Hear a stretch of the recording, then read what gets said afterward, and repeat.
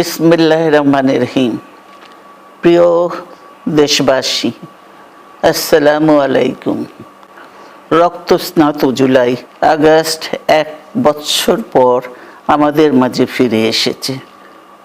দীর্ঘ 16 বছর ফ্যাসিস্টদের নির্মম অত্যাচার, নির্যাতন, গ্রেফতার, হত্যা, খুনের মাধ্যমে গণতন্ত্রকে ধ্বংস করে এবং একদলীয় শাসন ব্যবস্থা চিরস্থায়ী করতে চেয়েছিল আওয়ামী শাসক গোষ্ঠী।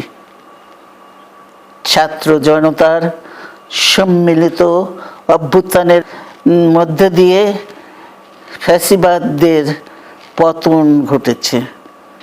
সুযোগ সৃষ্টি হয়েছে নতুন করে বাংলাদেশকে গড়বার। এই আন্দোলনে যারা শহীদ হয়েছেন তাদের জানাচ্ছি আন্তরিক শ্রদ্ধা, আহতদের সমবেদনা। তাদের এই আত্মত্যাগ জাতি চিরকাল মনে রাখবে। গুম, খুন, বিচার বহির্ভূত হত্যার শিকার যারা হয়েছেন তাদের তালিকা প্রস্তুত করতে হবে। দ্রুত বিচারের ব্যবস্থা ও রাষ্ট্রীয় স্বীকৃতি নিশ্চিত করতে হবে। প্রতিটি পরিবারের সম্মানজনক পুনর্বাসন ও নিরাপদ ভবিষ্যৎ নিশ্চিত করতে হবে। প্রিয় দেশবাসী,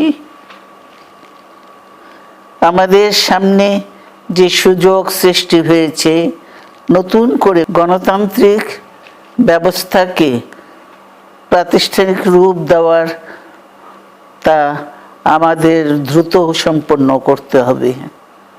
কর্মসংস্থান সৃষ্টি করতে হবে, জনগণের নিরাপত্তা নিশ্চিত করতে হবে।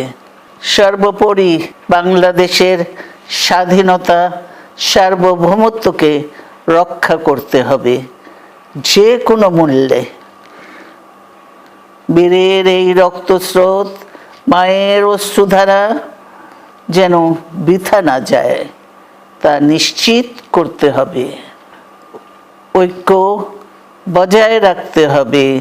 আসুন আমরা সবাই মিলে শহীদ জিয়ার স্বপ্নকে বাস্তবায়িত করি কোটি মানুষের নতুন বাংলাদেশের নির্মাণের স্বপ্নকে।